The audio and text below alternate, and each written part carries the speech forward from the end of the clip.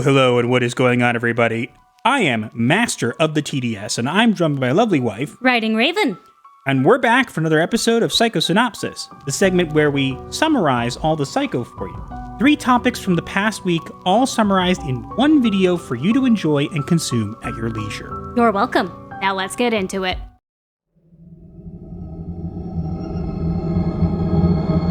On April 4, 2024, the Human Resistance sent a team of soldiers on a mission that could change the outcome of the war against the machines.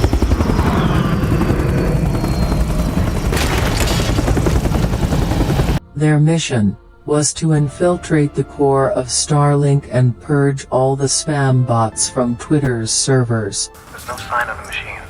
They're gone. It's way too quiet. It's almost like they're waiting for us.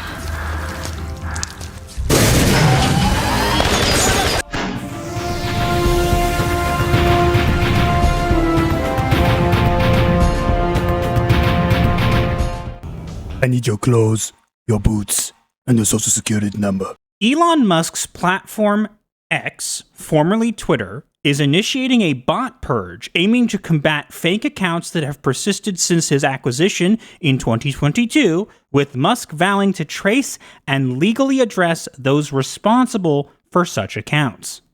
We'll believe it when we see it. So I've been covering the bots extensively on different videos, and I have another one coming up soon. But I will reiterate some of the things that I said on Twitter. I'm curious what kinds of bots are being purged, because the bots people are noticing the most are the bots that respond, my link in bio or my inappropriate pictures in bio or whatever it might be. The bots I've been finding are blue checkmark ones or even non-blue checkmark ones that are promoting, shows and movies of other things, as well as Tesla and even some games and other things like that. What I'd like to see is a bot purge in general, have all those bots removed. However, I don't think that's going to be possible. I think what we're going to see is less of those my link in bio bots, and pretty much the rest is going to stay the same.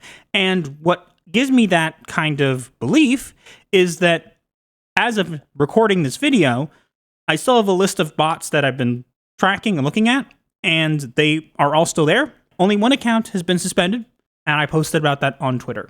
The other question is, how is he legally addressing it? That part I don't understand, because is he actually going to track down the marketing firms that are controlling all the bots? So I think that, again, if we're taking and clarifying the fact that it's just the kind of the my link in bio bots, then it probably isn't that difficult to track them down because there are such a huge quantity of them that getting some kind of IP address shouldn't be too difficult.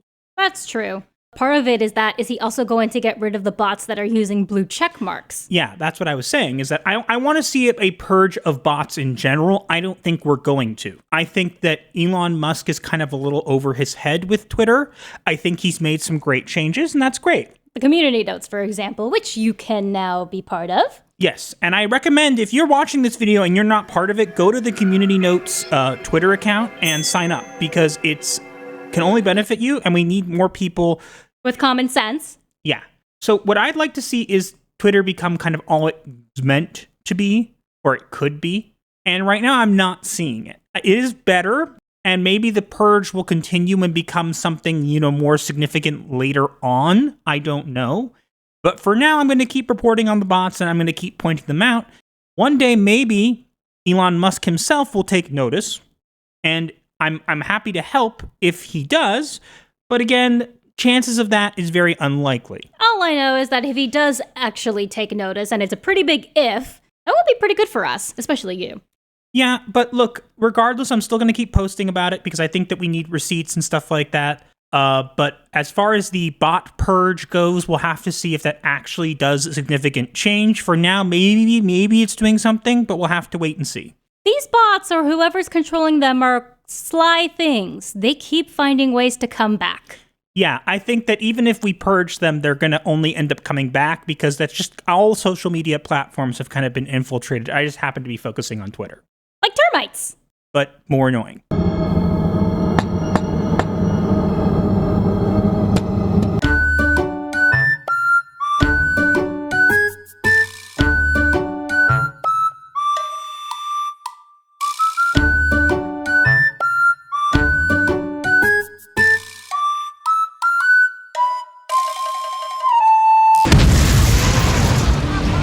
isn't it working? We were too late.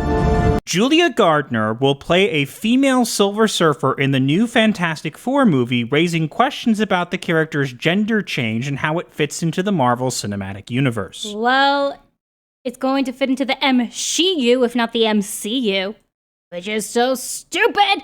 When we say this is a gender change, it technically isn't. Because apparently there is a female Silver Surfer in the comic books from an alternate universe who only appeared in 4 comics, only to be killed off at the end of that run.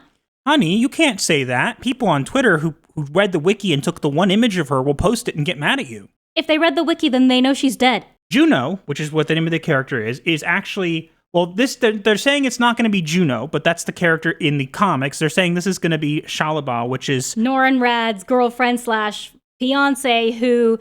he became the Silver Surfer in order to protect. I think this is a really bad move, regardless of whether it's an official gender change or not. Let's be honest, we all know the reason they made the change was because they could, not because they wanted to, or whatever, or because it fit with the story, is because they want more female representation. They've done it over and over. Good examples, Taskmaster and Ghost. The other thing that they're doing with this by making it Shalaba and not Norrin Rad is a complete reversal of the actual story of how Norrin Rad became the Silver Surfer. Like I said, he gave up, he literally sacrificed his entire existence to become the Herald of Galactus, the Eater of Worlds, 40K reference, in order to save the woman he loved and his entire planet. If you're switching that and now it's going to be Shalaba who sacrifices herself to save Norrin Rad and the rest of the planet, then what's the point of even having Norrin Rad? I don't know if they're going to change that. I think they could have just gone with Nova, which is a female herald to Galactus that takes the place of Norrin Rad after he no longer is the herald of Galactus. Or they could have used Stardust, even though she's an alien, she's still a female. All I know is that I'm not that interested in the stuff that Marvel makes right now anyways. The MCU is kind of in a point where I just don't even want to see it. The MCU is dead. Aside from No Way Home, there have been no good movies since Endgame. Endgame was really the place where it ended, and they didn't really have much of a plan going forward from there. They really should have just stopped. I think that Deadpool 3 will probably do well.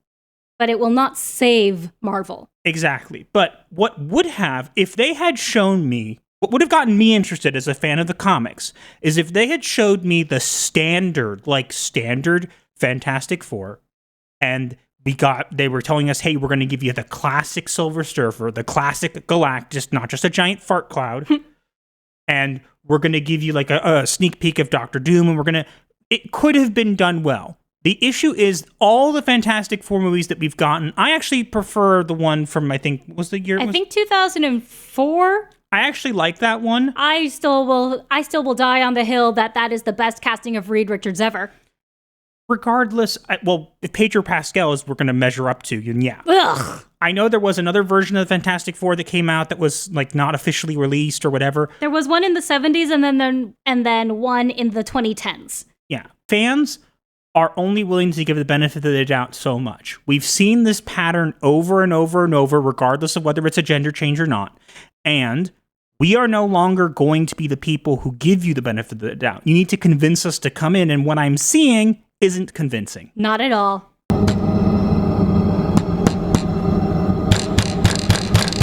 You think you hold all the cards because you can do whatever you want in this world. I say, go for it.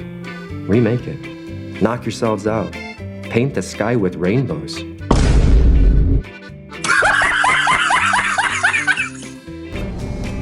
You. Yes, me.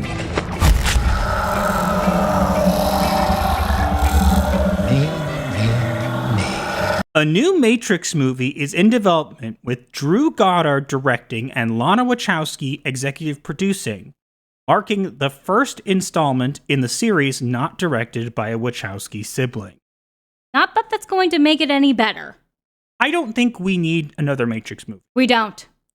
The fact that Lana Wachowski is executive producing, maybe if you had sold me, if this was the Matrix 4 and you were selling me on this, it wouldn't be, I would be like, okay, maybe, because at least someone's still overlooking it. But after seeing Matrix 4, No. Matrix 4 was trash. Most people don't even recognize it. Now, there are people who like it, and that's cool if you like it. I remember when we looked through the synopsis on one of our older videos, we thought it sounded awesome. Him taking blue pills to deal with memories. That was clever. That's what the thing was. A lot of these movies get pitched. Some of them, they get pitched and you can tell right off the bat that they weren't going to be good. Now, a lot of people don't like the second and third Matrix movie, and that's fine. I actually kind of don't dislike them. I think that they're okay. I don't think that they're great. Am I allowed to admit that I have only seen the first? Yes, you're allowed to. And I have only seen the first Matrix movie. I can already see the comments of saying, good, there are no other Matrix movies. I think that the Matrix 2 and 3 are not great, but they're okay. 4 looked appealing. The concept was interesting. Yes, it was. We were actually like, oh, wow, they're going to do this. This actually might be good. And then we were thoroughly disappointed. And again, as I said, a lot of times these days you could see from the trailer that it's not going to be good. And maybe some people saw from the trailer and thought that it wasn't going to be good, but I saw the trailer and I didn't see anything in it that made me feel like, no, I can't do that, or no, it's not good. Except for maybe Morpheus being played by someone else. And the blue-haired person. Yeah, look, we don't need another one. 4 was enough.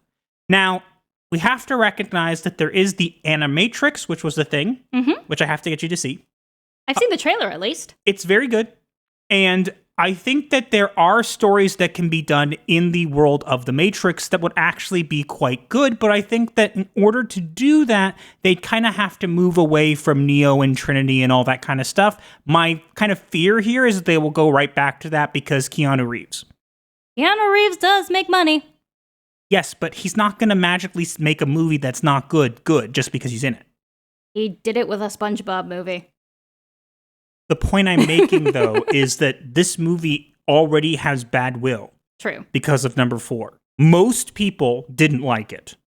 So, you need to convince people to come back, and this isn't going to do it. I just think that make a movie about the Matrix, but like different characters, different things. What else was going on? Or do like Terminator and actually have them going to war against the machines, or did they do that in number 3? They did that in number 3. Okay, never mind then.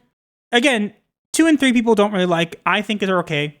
I think also that I'd be willing to make a deal if we can delete 4 and not have a 5th one coming out at all, and the cost is to accept 2 and 3 as like canon, I'll accept it.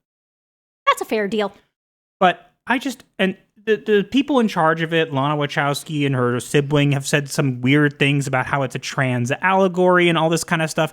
It was a movie. It was a good movie. It could have been better, and now you're just kind of desecrating the corpse. We don't need more reboots. Make new things. They can't. They have no creativity anymore. Take the concept of the Matrix and make a new movie with it.